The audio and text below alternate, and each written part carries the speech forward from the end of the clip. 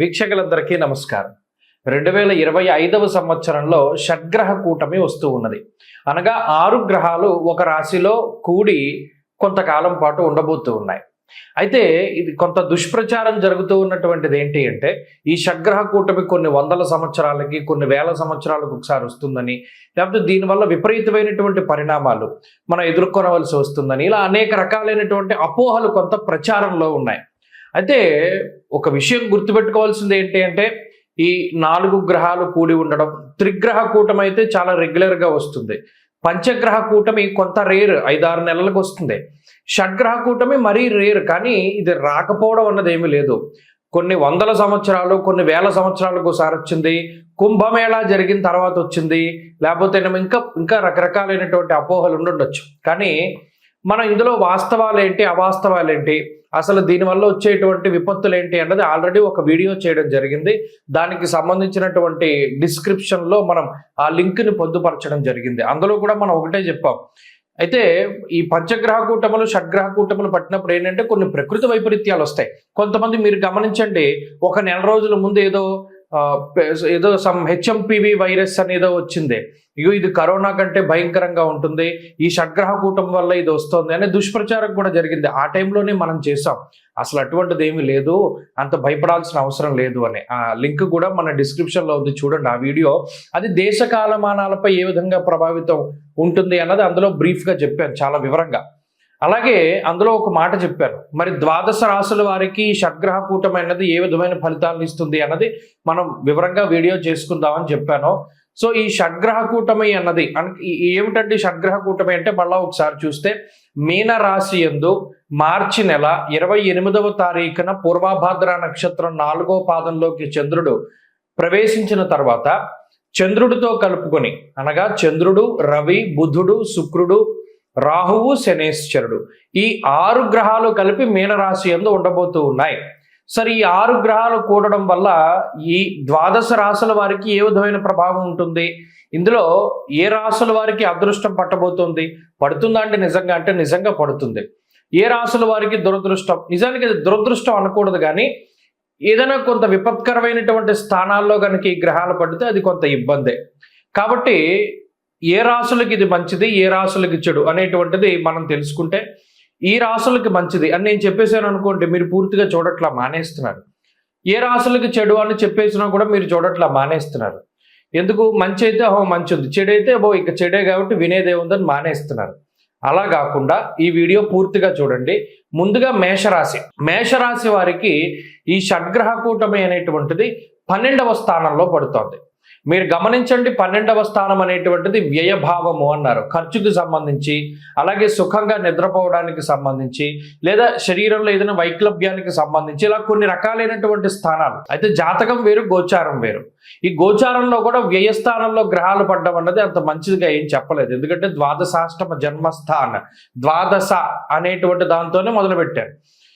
12వ స్థానంలో మరి రవి ఉండడం, శని, రాహు ఉండడం. అసలు ఈ 3 గ్రహాలలో ఏదో ఒక గ్రహం ఉంటేనే చాలా చెడు జరుగుతుంది అని చెప్పి మనం చెప్పుకుంటూ ఉన్నాం. ఎందుకు? వ్యయస్థానంలో శనేశ్వరుడు ఉంటే అది ఏలినాటి శని, వ్యయస్థానంలోనేమో రవిగ్రహం ఉంటే స్వస్థాన నాశనం చేయవా అని మొదలు పెడతారు శ్లోకంలో. అంటే ఉన్న ప్లేస్నే ఆయన ఖాళీ చేయించేస్తాడు అని.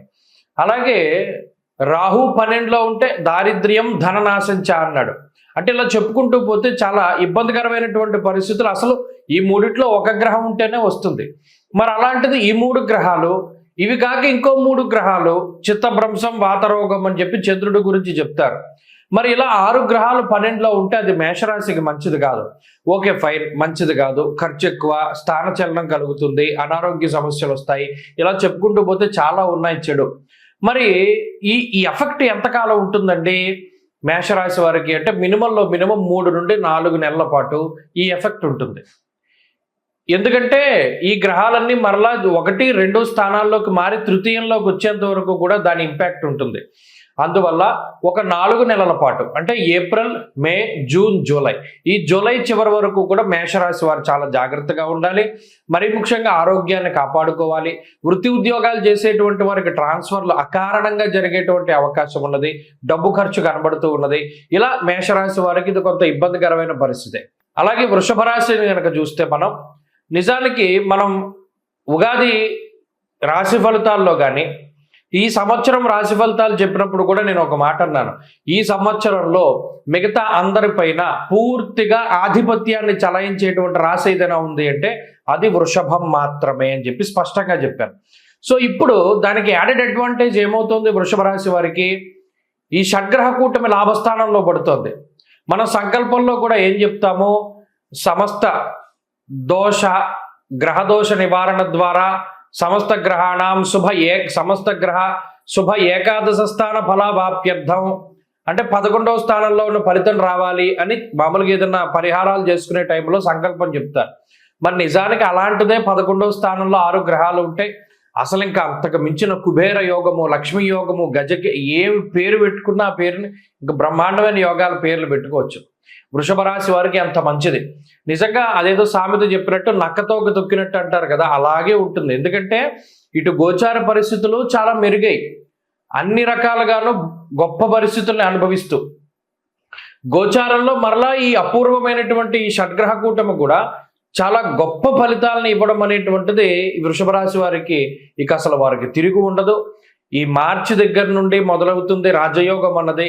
అక్కడి నుండి పట్టి అఖండంగా ఈ సంవత్సరం అంతా కూడా తీసుకుపోతుంది వృషభ రాశి వారిని. కాబట్టి ఇది చాలా గొప్ప యోగంగా చెప్పవచ్చిన అదృష్టవంతులు వృషభ రాశి వారు. అలాగే ఇక మిథున రాశి పరిస్థితి చూస్తే మిథున రాశి వారికి దశమంలో ఏర్పడుతూ ఉన్నది ఈ షడ్గ్రహ కూటమి. ఇది నిజానికి మిశ్రమమైన స్థానం. మిథున రాశి వారికి కొత్తగా వచ్చేటువంటి దోషం ఏంటయ్యా అంటే కంటక శని దోషము అంటారు. ఈ కంటక శని దోషంలో దశమంలో శని, అలాగే బుధుడు, శుక్రుడు, ఈ 3 గ్రహాలే చెడు. 6 గ్రహాలు పుడుతున్నాయి, అందులో 3 చెడు. రవి కానీ, రాహువు కానీ, చంద్రుడు కానీ చాలా విపరీతమైన యోగాన్ని ఇస్తారు దశమంలో. ఉపచయ స్థానం కాబట్టి చాలా గొప్ప ఫలితాలను ఇస్తూ ఉంటారు. కాబట్టి మిథున రాశి వారికి ఇది సాధారణమైనటువంటి ఫలితమే. మిథున రాశి వారికి ఇబ్బంది లేదు. మిథున రాశి వారికి ఎలా ఉన్నది అలా వెళుతుంది. అనగా రాహు బలం, రవి బలం, చంద్రబలంతో అటు మిగతా 3 గ్రహాలు ప్రతికూలంగా ఉన్నా వృత్తి ఉద్యోగాల్లో ఏ విధమైనటువంటి సమస్యలు రావు. ఉద్యోగ పరంగా కానీ వృత్తిపరంగా కానీ సామాన్యంగా వెళ్ళిపోతుంది. వీళ్ళది న్యూట్రల్గా ఉండేటువంటి పీరియడ్ అన్నమాట. ఇది ఎత్తు ఫలాలు ఉన్నప్పటికీ కూడా మంచి కాన్సిక్వెన్స్ చెడు, మంచి చెడు అలా వెళ్ళిపోతూ ఉంటుంది, బ్యాలెన్స్ అవుతుంది. ఏమీ ఇబ్బంది పడవలసినటువంటి అవసరం లేదు ఈ మిథున రాశి వారు. ఇక కర్కాటక రాశి. కర్కాటక రాశి కూడా న్యూట్రల్. ఈ షడ్గ్రహ కూటమి వల్ల కర్కాటక రాశికి వచ్చే ప్రమాదం ఏమీ లేదు. 9వ స్థానంలో రవి కానీ, చంద్రుడు కానీ, శని కానీ, రాహువు కానీ ఏ విధంగానూ చెడు చెయ్యరు. అలాగే మిగతా ఈ 6 గ్రహాలు కూడా 9వ స్థానంలో అటు పూర్తి ప్రతికూలము కాదు, ఇటు పూర్తి అనుకూలము కాదు, మధ్యస్థమైనటువంటి ఫలితము. ప్రమాదకరమైన పరిస్థితి కాదు. అష్టమంలో ఉన్న శని దోషం పోయింది, అది చాలా మంచిది. ఇది కర్కాటక రాశి వారికి ఏంటంటే 9వ స్థానంలో పడుతుంది కాబట్టి ఇది అంత ప్రమాదమే లేదు. దీనివల్ల అంత లాభము ఉండదు, న్యూట్రల్గా వెళ్ళిపోతుంది మిథునం కానీ కర్కాటకం కానీ. సింహం చాలా జాగ్రత్తగా ఉండాలి. సింహరాశికి 8వ స్థానంలో ఏర్పడుతూ ఉన్నది ఈ గ్రహస్థితి. సాధారణంగా అష్టమంలో శని కానీ, రవి కానీ ఉంటేనే చాలా ఇబ్బంది. రాహు ఉంటేనే చాలా రకాలైన అనారోగ్య సమస్యలు వస్తూ ఉన్నాయి. అందులోనూ చంద్రుడు ఉన్నారు. ఇలా చంద్రుడు కానీ, రాహువు కానీ, శని కానీ, లేకపోతేనేమో రవి కానీ, 4 చాలా ఇబ్బంది పెట్టేటువంటి గ్రహగతులు. అలాగే అష్టమంలో శుక్రుడు కొంత యోగదాయకమైనటువంటి గ్రహం కాబట్టి ఈ 6 గ్రహాల్లో 5 గ్రహాలు ప్రతికూలమైన ఫలితాలను ఇస్తూ, ప్రతికూలమైన ఫలితాలు అంటే అవి మామూలుగా ఉండవు, చాలా ఇబ్బంది పెడుతూ ఉంటాయి.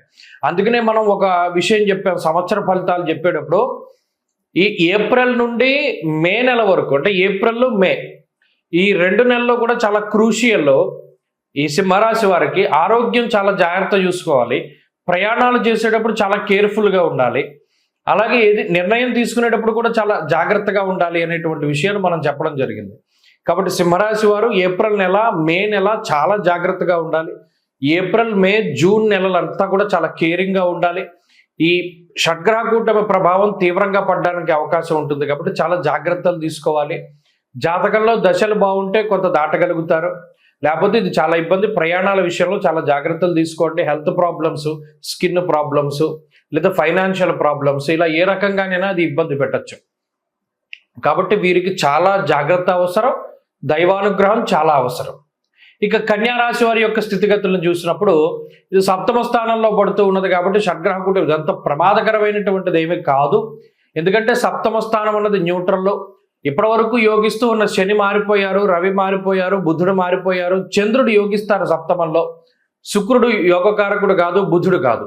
ఎటు చూసుకున్నా ఇవన్నీ న్యూట్రల్ ప్లానెట్స్. సప్తమ స్థానంలో వీళ్ళు బాధించేటువంటిది ఏమి ఉండదు. మహా అయితే ఇది విదేశాల్లో ఉండేటువంటి కన్యారాశి వారిని ఏమైనా ఇబ్బంది పెడుతుంది, కానీ సొంత దేశాల్లో ఉండే వారి మీద ఏమంత ఇబ్బందికరమైన పరిస్థితులు ఉండవు. విదేశాల్లో ఉన్న కన్యారాశి వారు మాత్రం చాలా జాగ్రత్తలు తీసుకోవాలి.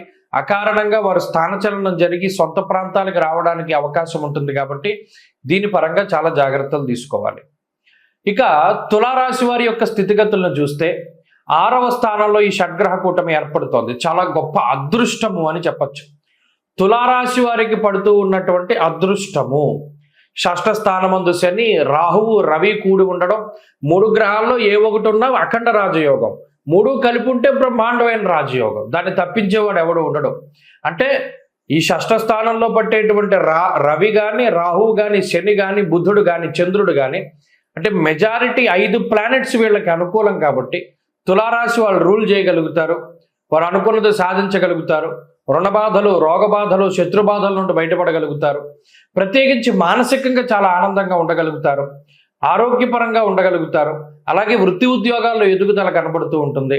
సొంత ప్రాంతాల్లో ఇళ్ళు కట్టుకోవడము, సొంత ఇళ్లలోకి వెళుతూ ఉండడము, లేదా ఒక గుర్తింపు రాజకీయంగా కానీ, లేదా ప్రభుత్వపరమైనటువంటి పోస్టులు, నామినేటెడ్ పదవులు కానీ, కీలకమైనటువంటి ఉద్యోగాలు చేపట్టడం, కాంపిటేటివ్ ఎగ్జామ్స్లో విజయాన్ని సాధించడం, విదేశాల్లో స్థిర నివాసం, ఇటువంటివన్నీ కూడా తులారాశి వారికి వస్తాయి. ఎనివే ఈ షడ్గ్రహ కూటమి తులారాశి వారికి అఖండమైనటువంటి రాజయోగాన్ని కలిగిస్తుంది. వృశ్చిక రాశి వారికి షడ్గ్రహ కూటమి మిశ్రమమైనటువంటి ఫలదాత. నిజానికి మిథునం కానీ, కర్కాటకం కానీ, కన్య కానీ, వృశ్చికం కానీ ఈ 4 రాశులకి న్యూట్రల్ ఫలితాలే వస్తాయి. పంచమంలో ఉండేటువంటి శుక్రబుధులు యోగకారకులు. రాహు, శని, రవి గ్రహాలు ఏం చెడు చేయవు, అలానే ఏమి మంచి చేయవు. చంద్రుడు కూడా పంచమంలో బుద్ధి. అయితే ఇక్కడ బుద్ధి స్థిరత్వం ఉండదు, చపల చిత్తం ఉంటుంది. అది సాధారణంగా ఎదుర్కొనేటువంటి పరిస్థితుల్లో భాగమే కాబట్టి ప్రత్యేకించి ఈ రాశికి చెడు లేదు, ఈ రాశికి అంత మంచి లేదు, చాలా న్యూట్రల్గా సాగుతుంది. కానీ ఒక విషయం చెప్పదలుచుకుంటే ఈ టైంలో ఈ వృశ్చిక రాశి వారు ఏ విధమైనటువంటి కొత్త పనులు చేయకూడదు. ఎందుకంటే బుర్ర పని చేయదు, ఏ నిర్ణయం తీసుకోవాలో తెలీదు, ఎటు వెళ్ళాలి అవగాహన ఉండదు, ఇలా కొంత ఇబ్బంది పడుతూ ఉంటారు. కాబట్టి వీరు ఈ 2-3 నెలల్లో ఏ కొత్త పనులు ప్రారంభం చేయకుండా ఉన్నవాటితో కాలక్షేపం చేయడం, ఉన్న ఉద్యోగం, వ్యాపారం చూసుకుంటూ ఉంటే చాలా మంచిది. ఇక ధనురాశి వారికి కూడా చాలా ఇబ్బంది ఈ గ్రహస్థితి. ఎందుకంటే అర్ధాష్టమ రాహువే దోషకారకుడు, కొత్తగా వచ్చిన అర్ధాష్టమ శని, అర్ధాష్టమ రవి, అర్ధాష్టమ చంద్రుడు, 4 గ్రహాలు ప్రతికూలంగా ఉంటే శుక్రబుధులు యోగిస్తూ ఉంటారు. అయితే ఇక్కడ ఒక ప్రధానమైన విషయం ఏంటంటే మరి చతుర్థ స్థానంలో శని కానీ, రవి కానీ, రాహువు కానీ కూడడం అంత మంచిది కాదు. ఇది ప్రత్యేకించి చదువుకునే వారి మీద, ఉద్యోగం చేసే వారి మీద ఎక్కువ ఇంపాక్ట్ చూపెడుతూ ఉంటుంది. కుటుంబ సభ్యుల ఆరోగ్య సమస్యలు ఇక్కడ ప్రత్యేకించి మిమ్మల్ని బాధించకుండా ఇండైరెక్ట్గా బాధ పెడుతుంది ఈ గ్రహస్థితి. అంటే కుటుంబ సభ్యులకు ఏదైనా ఇబ్బంది వాటిల్లడం, తండ్రి గారి ఉద్యోగం పోవడం, ఆరోగ్య పరిస్థితులు, కుటుంబ పరిస్థితులు, లేదా మీ ఉద్యోగం, మీ చదువు, ఇటువంటి వాటిలోనే ఎక్కువ సమస్యలు వస్తూ ఉంటాయి. బంధువర్గంతో విరోధం కానీ, లేదా అప్పటికప్పుడు ఏదో మీ బండి ఏదో పాడైపోయింది, పక్కవాడి బండి తీసుకెళ్లారు, ఆ బండి ఎవడైతూ పోతాడు, లేదా ఆ బండికి ఏదో డ్యామేజ్ అవుతుంది, తీరా వచ్చి నీకు నేను ఇచ్చాను, నువ్వు ఇలా పాడు చేసావని మీ మీద పడుతుంది నింద. అంటే ఇక్కడ నిందారోపణలు ఎదుర్కోవడం ఒకటి కనబడుతోంది. మీకు సంబంధం లేని విషయాల్లో మీరు బాధపడేటువంటి పరిస్థితులు ఉన్నాయి. అటు బంధువర్గం కానీ, స్నేహవర్గం కానీ దూరం అయ్యేటువంటి పరిస్థితులు ఉన్నాయి. విదేశాల్లో ఉండేటువంటి ధనురాశి వారికి ఇది ప్రతికూలమైన ఫలితాన్ని ఇస్తుంది. ఎందుకు కరాఖండిగా చెప్పవలసి వస్తుందంటే తెలుసుకోవాలి టైం అన్నది ఎలా ఉంటుంది అన్నది. అలాగే ప్రత్యేకించి మకర రాశి వారికి మరలా ఈ షడ్గ్రహ కూటమి ఏం చేస్తుంది, మిశ్రమమైనటువంటి ఫలదాత. నిజానికి చెప్పాలంటే దీంట్లో 70% శుభ ఫలితాలే ఉన్నప్పటికీ, అంటే రవి, శనేశ్వరుడు ఈ 2 గ్రహాలు చాలా యోగిస్తూ ఉంటాయి. మిగతా గ్రహాలు మిశ్రమంగా ఉన్నాయి కాబట్టి ఈ మకర రాశి వారికి ఇది మిశ్రమమైనటువంటి కాలం, అంత చెడు కాదు. అలాగే ఒక 50-60% మంచి జరుగుతుంది కానీ చెడేమీ జరగదు. కానీ ఈ షడ్గ్రహ కూటమి రావడం వల్ల అయితే వీళ్ళకి ఏం కొత్త మార్పులు రావు. వచ్చిన అడపాదడప ఏదైనా చిన్న ఇంక్రిమెంట్లు కానీ, చిన్న చిన్న ఆనందాలు వీళ్ళు పొందలేకపోయినటువంటివి ఏమైనా జరగడానికి అవకాశం ఉంటుంది. ఇక్కడ ఒకటి జరుగుతుంది, మిమ్మల్ని ఇబ్బంది పెట్టిన వాళ్ళు, మిమ్మల్ని బాధ పెట్టిన వాళ్ళు బాధపడడం అన్నది మీకు కనబడుతూ ఉంటుంది. అదొకటి మకర రాశి వారికి ఉంటుంది. ఇక కుంభరాశి వారి స్థితిగతులు కూడా సాధారణమే. ఇక్కడ 2వ స్థానంలో షడ్గ్రహ కూటమి పట్టడం వల్ల కుంభరాశికి ఏమంత ప్రమాదకరమైన పరిస్థితులు ఉండవు. 2వ స్థానం ఏంటంటే మణిర్ముక్త ఫలం స్వర్ణం రత్న ధాతు కదంబకం అన్నారు. ఇక్కడ 2వ స్థానంలో ఏదైనా గ్రహాలు ఎక్కువగా ఉండడం వల్ల ఏ పని చేసినా బెడిసి కొడుతూ ఉంటుంది. అయితే అది ఆల్మోస్ట్ వీళ్ళకి చాలా కాలం నుండి అలవాటు అయిపోయింది. ఎందుకంటే ఏ పని తలపెట్టినా కూడా చాలా ఇబ్బందులు పడుతూ ఉన్నారు. సరే ఇది మనం అనుకున్నాం కదా, అవుతుందో అవ్వకపోతుందో అన్న భావనకు వచ్చేసినటువంటి వారు ఉంటారు. కుంభరాశికి స్థితిగతులు ఆ విధంగానే ఉన్నాయి. ఎంత కష్టపడ్డా శ్రమకి తగినటువంటి ప్రతిఫలం తక్కువ. మరి ఈ షడ్గ్రహ కూటమి ద్వారా కూడా అదే రకమైనటువంటి ఫలితం వస్తుంది. ఆ విషయాన్ని దృష్టిలో పెట్టుకోవాలి. ఇక మీనరాశి వారికి ప్రత్యేకించి షడ్గ్రహ కూటమి ఒక పీడకల్లా చెప్పచ్చు. ఎందుకు పీడకలంటే మరి అదే రాశిలో పడుతోంది. ఇంకెక్కడ చూసినా మీన రాశి వాళ్ళు ఇది అయిపోయారు, మీన రాశి వాళ్ళు అదైపోతారు, అసలు వీళ్ళు బతకడమే కష్టం అని చెప్తుంటే ఇక పాపం వాళ్ళు ఏం చేస్తారు? ఇదేం పాపం కాదు. ఈ షడ్గ్రహ కూటాలు పట్టడం అన్నది ఇదేం పాపం కాదు, ఇదేం దోషం కాదు. కాకపోతే ఏంటంటే రేరుగా జరుగుతుంది. ఇప్పుడు ఈ 6 గ్రహాలు అక్కడే ఉండిపోవు కదా. ఓ నెలలో రవి మారిపోతారు, 15 రోజుల్లో బుధుడు, ఓ 2-3 రోజుల్లో చంద్రుడు శుక్రుడు మారిపోతారు. అలాగే ఒక 2 నెలల వ్యవధిలో రాహు మారిపోతారు. మిగిలేది ఒక్కరు శనేశ్వరుడు మాత్రమే. ఏలినాటి శని అనుభవించడం మీకు అలవాటు అయిపోయింది. కాబట్టి ఇది ఒకటి ఏంటంటే చెప్పదలుచుకున్నది, మీనరాశి వాళ్ళు అంత భయపడిపోవాల్సిన అవసరం లేదు. ఇది కామన్గా జరుగుతుంది. కాకపోతే ఏంటి, ఇప్పుడు చూడండి, మీరు ఏదైనా స్పీడ్గా రోడ్డు మీద వెళుతున్నప్పుడు ఒక స్పీడ్ బ్రేకర్ వచ్చిందనుకోండి, దాన్ని మనం చక్కగా దాటగలిగితే స్లో చేసుకుని ఆ ఎత్తు ఉంటుంది, అనుభవిస్తాం. కానీ తర్వాత మనకు బాగుంటుంది. అబ్బా ఇదేం బ్రేకర్లే అని చెప్పి మనం స్పీడ్గా వెళ్ళాం అనుకోండి, ఆ స్పీడ్ బ్రేకర్ తోటే ఎగిరిపోతాం. అలాగే ఇది కూడా ఈ షష్టగ్రహ కూటాలు అవి పట్టినప్పుడు ఏం చేయాలి అంటే కొంత స్లో అవ్వాలి. స్లో అవ్వడం అంటే ఏంటి, సాహసోపేతంగా వెళ్ళకూడదు, అగ్రెసివ్గా వెళ్ళకూడదు. లైఫ్లో ఏమీ లేని వాళ్ళు ఎలా ఉంటారు అలాగే ఉండాలి. మనం ఏం లేదు అనుకుని బతకగలిగితే, అహాన్ని తగ్గించుకుంటే మీనరాశి వాళ్ళు బయటపడతారు. నాకేంట్లే అని మనం స్పీడ్గా వెళ్ళి స్పీడ్ బ్రేకర్ ఎక్కించామా, ఇక అలా లోపలికి వెళ్ళిపోతాం. ఎక్కడికి వెళ్ళిపోతాం మనకే తెలియదు. ఇది స్పీడ్ బ్రేకర్. ఇది కొంతకాలమే ఉంటుంది. నిజానికి చెప్పాలి అంటే ఈ షడ్గ్రహ కూటమి ఇందాక చెప్పినట్టు అన్ని గ్రహాలు వెళ్ళిపోయి ఒక శని మిగులుతారు ఆయన. మరి ఈ మీనరాశి వాళ్ళు దాని గురించి భయపడాల్సిన పని లేదు. కానీ ఇది ఒక స్పీడ్ బ్రేకర్ లాంటిది. చాలా నిదానంగా దాటి వెళ్ళండి, జీవితం చాలా అద్భుతంగా ఉంటుంది. ఎందుకంటే మరలా ఇక్కడ ఇబ్బంది పెట్టిన గ్రహాలే మళ్ళీ ఇంకో స్థానంలో యోగిస్తూ ఉంటాయి. కాబట్టి ఇది బ్రీఫ్గా మనం చెప్పుకున్నటువంటి ద్వాదశ రాశులకి షడ్గ్రహ కూటమి వల్ల వచ్చే ఫలితాలు. మళ్ళీ చాలామంది అడుగుతూ ఉంటారు వీటికి పరిహారాలు ఏం చేయాలండి అని. మళ్ళీ ఇంకో వీడియోలో చెప్పుకుందాం. స్వస్తి.